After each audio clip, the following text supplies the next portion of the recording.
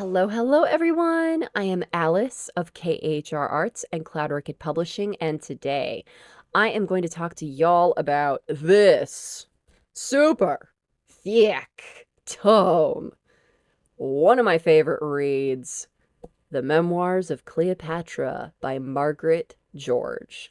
And this beefy tome is 957 pages. The only other book, historical fiction novel tome of amazingness that I've read that is longer than this is A Suitable Boy, which is over 1,000 pages. But this one comes close, y'all. So I read this on one of my special interest quests during high school. It was specifically during the summer, and I was obsessed. I could not put this book down, y'all. In this book, the pages are so thin because it is such a big book. Like, this is a big, beefy, long read, and I did not want it to end. This is the idea of if Cleopatra had written her own memoirs. It is from her point of view, and it is so incredibly detailed. Just so many delicious details. It encompasses the entirety of her life, from childhood all the way up to her death. And I learned so much about her reign, about that part of Egyptian history, about Rome. This book is an excellent read. It is a great way to learn about all of those things through a very entertaining lens rather than just a cut and dry textbook style read. And Cleopatra is sassy, y'all, and we love it. She is just sassy throughout the book. She just showcases her intelligence at every turn. She has all these men just dancing for her delight. Like, they are just wrapped around her little fingers. And it is just so much fun to read it and be like, ooh, what's she do next? And while we are all familiar with the history of Cleopatra, we know the highlights of her reign and her different lovers, the different historical points of this part of her rule, that part of her rule, her being taken out of Egypt, blah, blah, blah, all of that stuff. We know the high points, but do we know what it was like to be Cleopatra? Do we know what made the woman who she became? That's what this book is about, and that is what's so cool about it.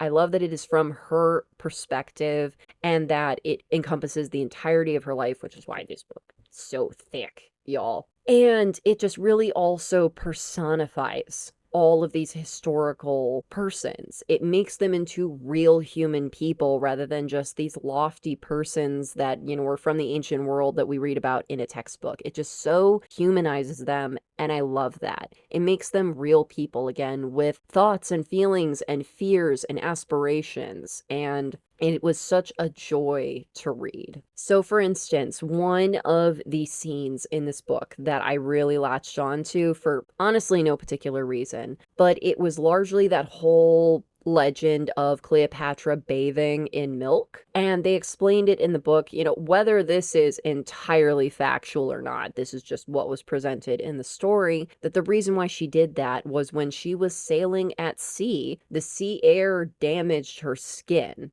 And, we all got to kind of sit here and think about, what exactly damage meant. To her, it was like, it was so damaged, blah. But she was also a very vain person. She aspired to, in addition to being very powerful and intelligent, she likes being pretty. So take that with a grain of salt, how damaged her skin really was. And so she sought to remedy that by bathing in milk repeatedly for a certain number of days, and then that magically healed her skin. And I just thought that was such a fun way to really take that whole legend that everybody knows of Cleopatra bathing in milk and giving it such a practical reason for why she did it. It wasn't for magic or like craziness. It wasn't a thing she did all the time. Like, it was for this specific period of time that she did for a specific reason, albeit as useful or as silly as it was, your choice on what you want to believe. It was not, this kooky magic rah-rah thing, at least the way it's presented in this novel. And they do that with a lot of these different legends about Cleopatra throughout the book, where they present them in these methodical ways of these are real people doing real people things. And oftentimes in life, the simplest answer is the correct answer for why people do what they do. And it was just so fun to see her not as this like crazy ancient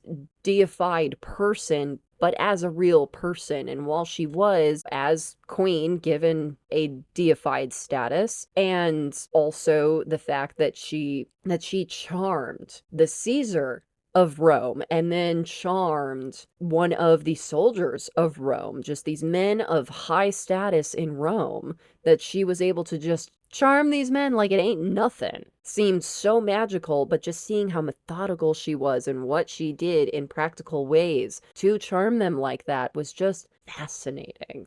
And just seeing how her mind worked was so cool. So if you are a person that can sit through this big of a tome, I highly recommend this book. It is definitely anything but boring. It kept me on the edge of my seat reading this thing. I could not put it down, despite the fact that, you know, this thing is really hefty, y'all. Like, this is a hefty book. And I can't say enough about how much I enjoyed this read. Honestly, this is a book that I wish that I had the time to sit and read again. And the problem of why I haven't done it yet is that I will do this to my absolute destruction. I will just not do my work, not do anything I need to do. I will just sit and read this book. So that's what I did that summer. I did this to my own destruction when I was in high school and had the time and space that such things were allowed.